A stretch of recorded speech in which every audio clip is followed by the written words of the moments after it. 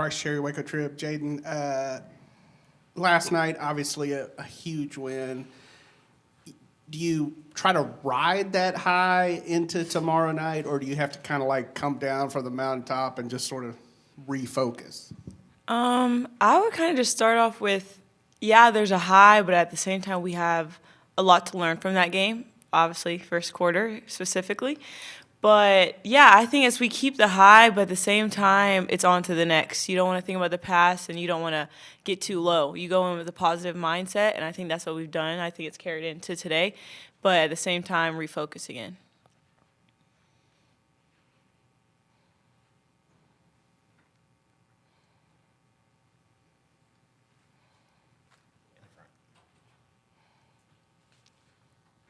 Jerry Hill, Baylor Bear Insider. Bella, for you, that was your first tournament game. So were there some nerves maybe? I don't know that was all that the first quarter was, but was there a little bit of nerves there early? I won't lie, yes, but I don't think that I let it show, and it's more a feeling of excitement than actual nervousness because, this is something that everyone on the team has worked really hard for their whole lives, but to have this moment with this group has been really special. So a little nerves, but more excitement to get out there with them.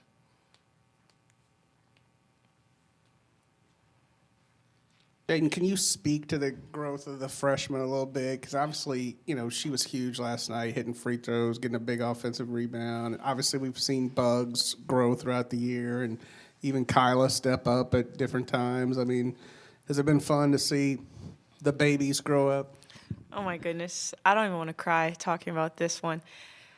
They're amazing. I can honestly say we have the best group of freshmen. Without a doubt, I wouldn't want any other freshmen. Those three are just they're sponges. They want to learn. They want to get better every day. Every time something happens, they want to learn from it. Every experience they get, they're going to grow from it. And I just feel like the amount of growth that they have had is insane. I don't know. They're just amazing, and I'm just so happy I got to be on a team with them three because it's an honor to play with them. I love them so much, and they're like my little sisters off the floor. I feel like I love it how it's not just basketball and it's not just off the floor. I think they're just a well-rounded bunch, in my opinion.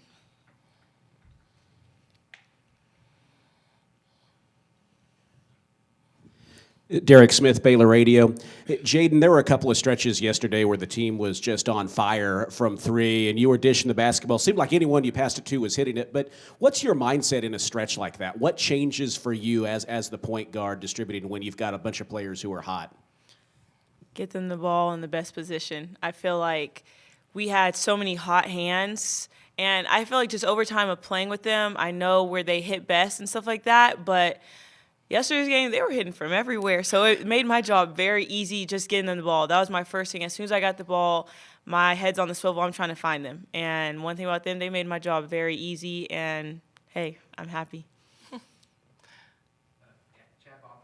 WTX. This is for both of y'all. Y'all happened to out-rebound Alabama by 1 last night, so definitely the things that you worked on this past week certainly worked, but UConn has a lot of size, and so, are you looking to kind of make the same adjustments as y'all did this past game, or what's kind of the approach with the team that's just a little bit bigger? That's up to our coaching staff. I think whatever they say is what we're going to do. We don't have a specific say right now, but we're going to do what they say. Just to kind of follow up on that, Remy, with the New York Times, can you talk a little bit about the dynamic between the players and the coaches, kind of what personalities or roles each take between, support, whether it's in practice or off the court?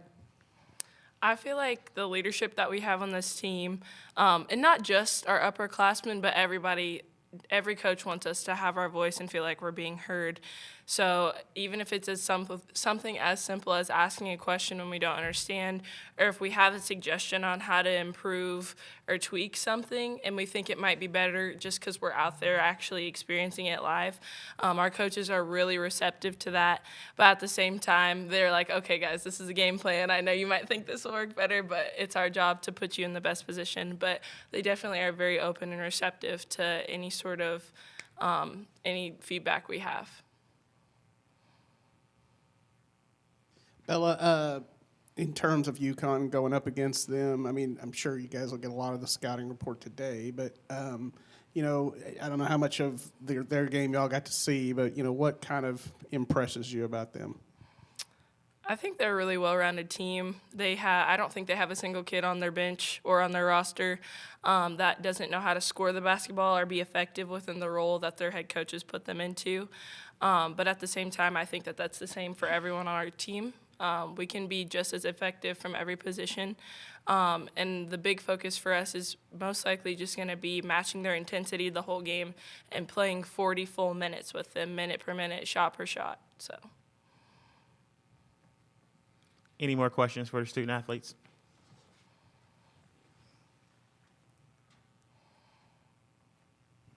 Jaden, I know you don't always necessarily go against the other team's point guard, but Nika Mule, what do you see from her? And it seems like she's kind of the one that makes them go. Yeah, she's a great point guard. I think she's also very well-rounded. You can tell she's huge on a pass first, just getting her team involved, just a true point guard. So I think, one, that'll be a good challenge. I'm excited, and yeah. Picture of things. I think anyone growing up wanting to play basketball in college probably, you know, looked at the UConn team, probably both of y'all. So, I mean, could you talk about, is there any kind of sentimental feeling that y'all get to play, you know, a very historic team in the tournament? I mean, did y'all ever dream of anything like this, or what is this feeling like for y'all? Just, you're playing UConn, you know, kind of a big deal. Yeah, I mean, that's a very well-known school basketball team, but I've also dreamed on playing at Baylor. So I think that's something that's an honor, and it's exciting. I love to play good teams, for us to be challenged, but I'm happy for who I'm playing with across my chest, and I think that's the most exciting part about it. Well said, Jay. I don't think I could follow that up. That was great. I absolutely agree. Hi, Megan Gower, her hoop stats.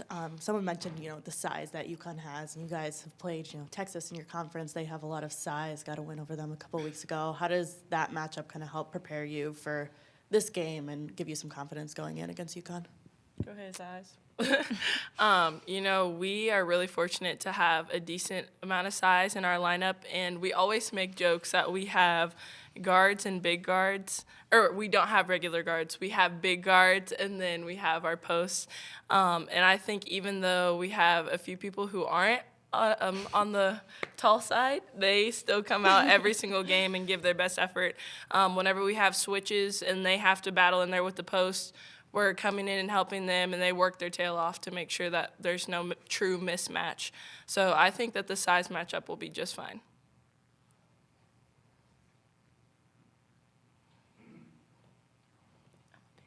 You are. Thanks.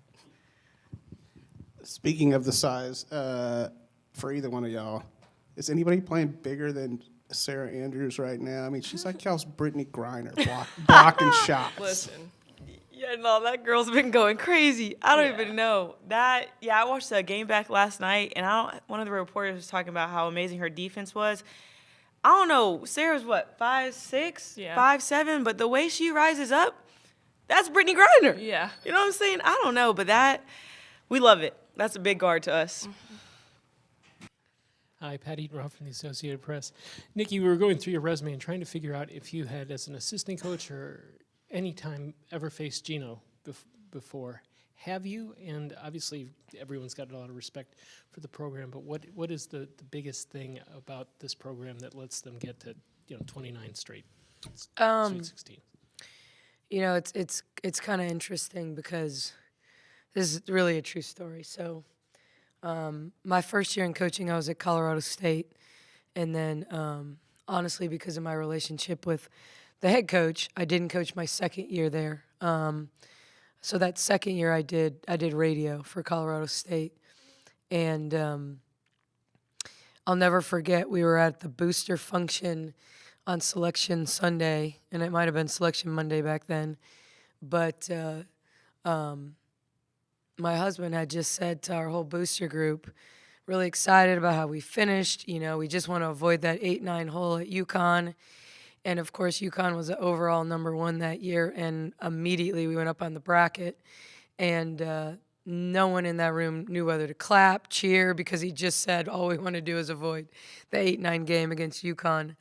So that was like my first experience. That was Sue, Diana, Swin, Asia, and Tamika's team. So I got to call that on the radio, and we were the 9 seed. We played Maryland and beat them, and I think I don't remember how many threes, but it was similar to like last night. It was like 14 threes, 16 threes.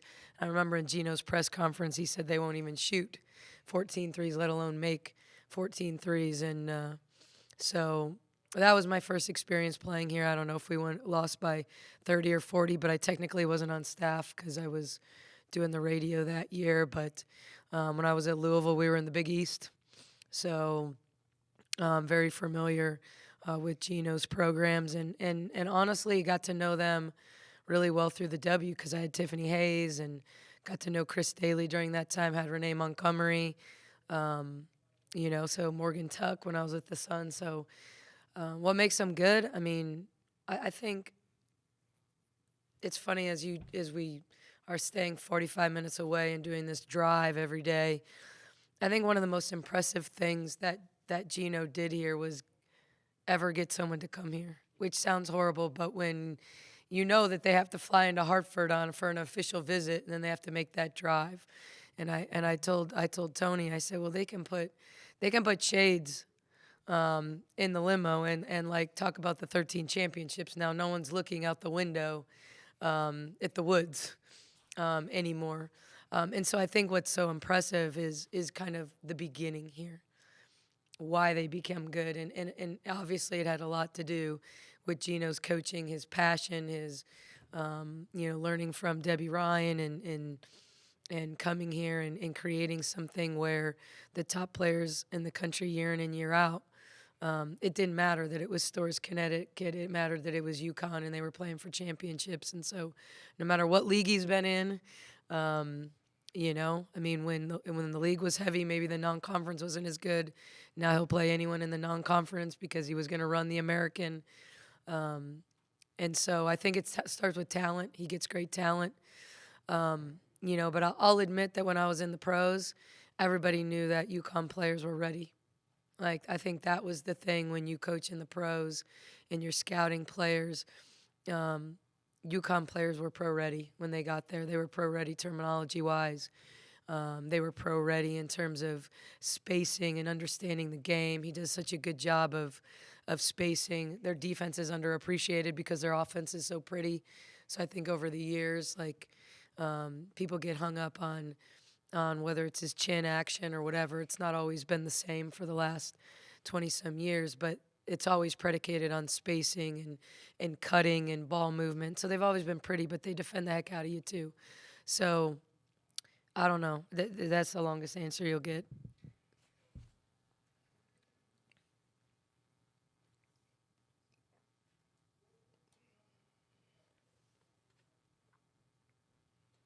Sherry Waker Trib. Nikki, I was trying to think back to another time where y'all had like a big win and then a quick turnaround after that in another game, and maybe Villanova and then playing Michigan the next day. Do you try to ride the high of yesterday, or do you just have to come down from the mountain, refocus, here's the game plan? Yeah, I think you have to. I think you have to refocus. I mean, I think you don't show up and beat UConn without preparation. I certainly think we're the underdog. I saw him win. Autumn Johnson has us of the 32 teams left in the tournament, ranked 32nd. I saw that there's 6 perfect brackets left. I'm sure none of them have us beating UConn. So, I just think it's this idea that what we have to do is prepare and believe. And then own the underdog role because we don't have anything to lose. It's going to be a packed house against a really good team that's expected to win. Haven't looked at the spread. I'm sure it's not close, but I think we have to take the momentum away from how we played 3/4 of the game yesterday. But we got to be better. You can't spot UConn 10 points, let alone 18, and we know that. You know, like and that's no disrespect to Alabama because I thought they were fantastic. But this is UConn's home court. So it's as much that as it is. You already feel like when you play on someone else's home court, you got to be 10 points better than them. So you certainly can't spot them points. So I think we have to be ready from the beginning and really be focused on personnel because in one day, you're not going to get all their elbow action stuff done, their isolation stuff, their back screens, you just have to take away the simple things.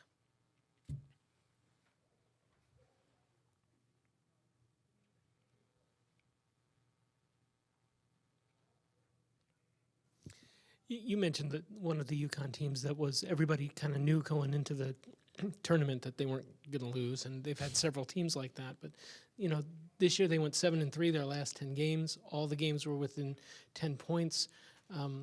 Is there a difference in this year's team, and is there a difference in the team that's playing in the tournament versus the one that closed out the regular season because AZ's back and all of that? I mean, they still don't have Paige. Yeah, I mean it's they haven't had Paige for a game, so.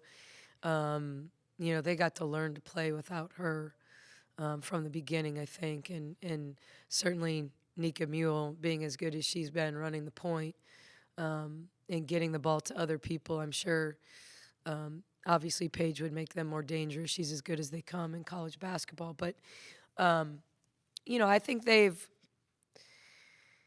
I don't know that you compare our two programs, even this year, but.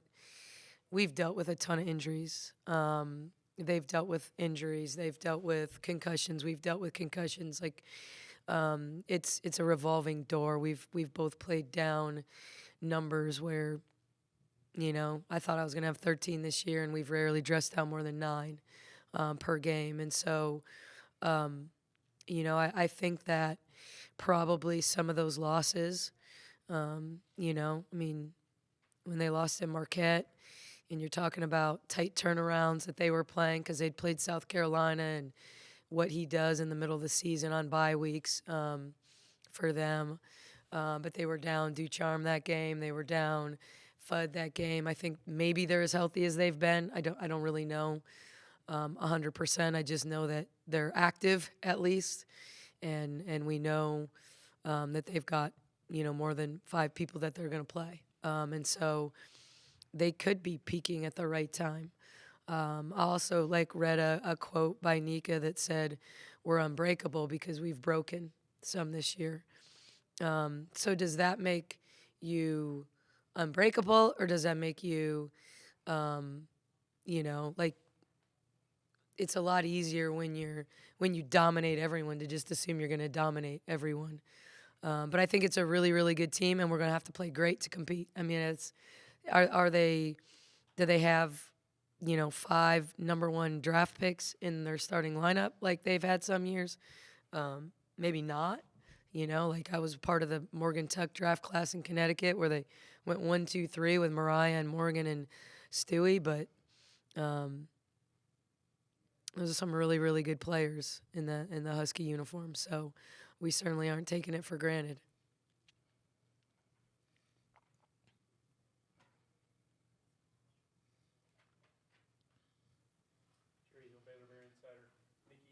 Obviously rebounded better last night than you did in the Big 12 tournament. How do you match against 6'5", 6'3", 6'1"? How difficult is that a match? Yeah, we don't. I mean,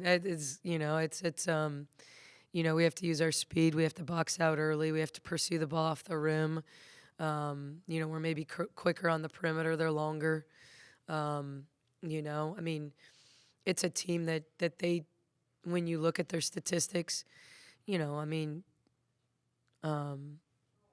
and Dorka dominate the defensive glass for them. I mean, their guards don't rebound a ton. They're not one of those teams that's got guards averaging 2 offensive rebounds a game or 5 overall rebounds. I mean, those two kind of patrol the glass. Certainly, Aubrey Griffin is a good rebounder as well from kind of that swing position.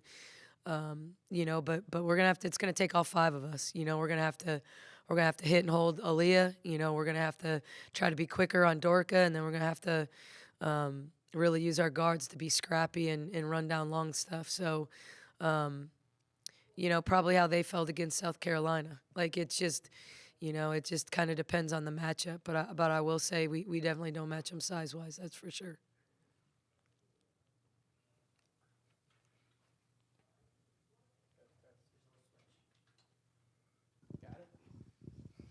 Come on, Jerry.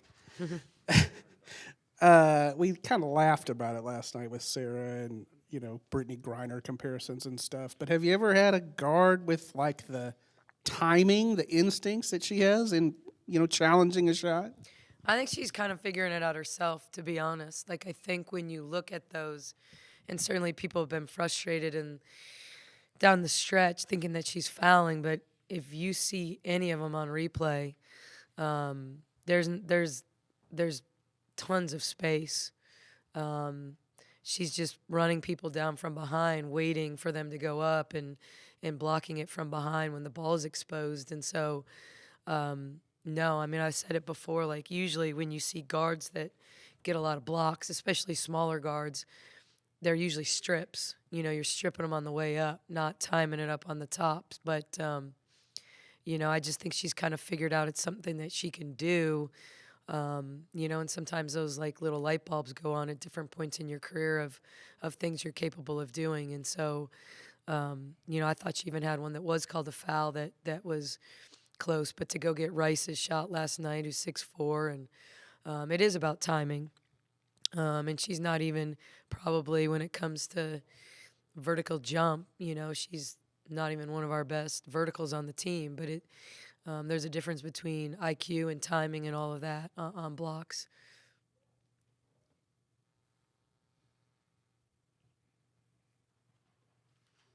Maggie Vanoni from CT Insider. What was it about Chloe that you wanted to bring her onto your staff? I wish I could get rid of her. No, Chloe, people think I brought overtime Chloe on staff because of the NIL stuff. I mean, people really thought I was like thinking outside the box, and with the timing of the hire and NIL coming into play that July 1. And that was a piece of it, but I would have created a position that wasn't a coach if that's what was important to me. I think all you have to do is spend time on the phone with Chloe to know how relational she is. I wanted someone, I've said this a million times, like I'm 47 going on 14, but I'm still 47. And, I have kids that are these players' age. So having a staff member that's a little bit younger and kind of understands the dynamic and personalities and, has a better feel down to the music, down to like what they think. And then the social media component, I do think no one's better at that than her. I mean, her understanding of the true image and likeness, the concept of actually making money on your brand as opposed to collectives and things like that are obviously in play. She gets it because she was doing it. And so her guidance for our players, her understanding how you can make money off your social media, whether it's TikTok or Instagram. So she's special that way. But I'll tell you, she knows the game. I mean, I love point guards. She thinks like a point guard. She played point guard. She played with really good players. And really quickly, because I'm a big believer in when I have someone on my staff, I don't pigeonhole them in you're a recruiter, you're a scouter, and a lot of staffs do. I believe in if I'm going to help grow an assistant coach, they got to be able to scout. They've got to be able to sell the scouting report. Some coaches are great at doing the scout, but then their delivery isn't great.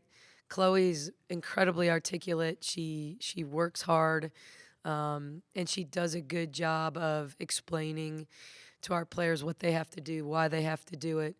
But she connects to them in a unique way. She's really, really special. I was really, really lucky. I think people really thought I was doing it for the NIL, but she's an unbelievable coach. Last question right here.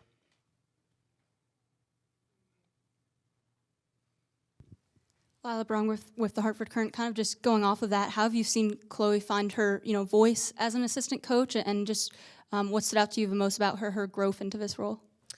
Yeah, I think one of the fun things about Chloe is she's pretty darn smart, and I'm a big believer in finding people on my staff with different type pedigrees. Like I really feel like because of my history and how I got to where I'm at, like I like people that would go anywhere to coach, like that have.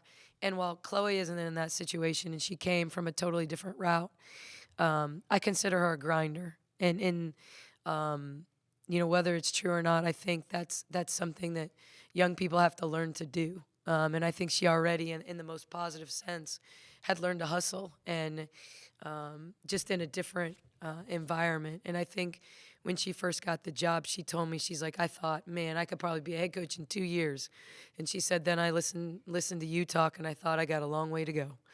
And so I think it's kind of the humility and this idea of kind of needing words of affirmation to know she was doing a good job. Like she isn't someone that as much as she projects confidence, still realize really quickly that she did have a lot to learn and, would find ways to sit next to me whenever it was her scout. She's like, you need to be sitting next to me on the plane when we leave, because I've got some Nikki clips, because I'm very, when you've been in the profession as long as I have, there's terminology, there's, okay, that's just chin. Like everyone understanding what chin is, what point double is, what, conceptually what we're going to call things. She's like, now, is that horns weak or is that chin or is that elbow? What is that? And really, really dialing into understanding how I think and how I want things done, because I'm an information person and I tend to like a lot of information, but I like the information to be given to me in a certain way. I want it to be sequential. I got my degree in engineering. I like numbers. I like don't put a horns flex in and then the next play is something in a high ball screen. I want all the horns actions. I want all the high ball screen actions. I want all the floppy actions together. And so I just think she's really grown in terms of her understanding of how to teach the game. She was always good in the individual part. She's unbelievable in terms of her loyalty and how she talks to kids and how, you never. One of the challenges with young assistants is do they understand the line in the sand of you're on the staff and not, like you can get close to players, you can't get too close, and she does that so beautifully. So I think that's one area where I think like she just got from the beginning. She got the concept of I'm on the staff, but I can really connect to these players and get them to hear the message a different way. Thank you, Coach. Can't wait to read this article about Chloe.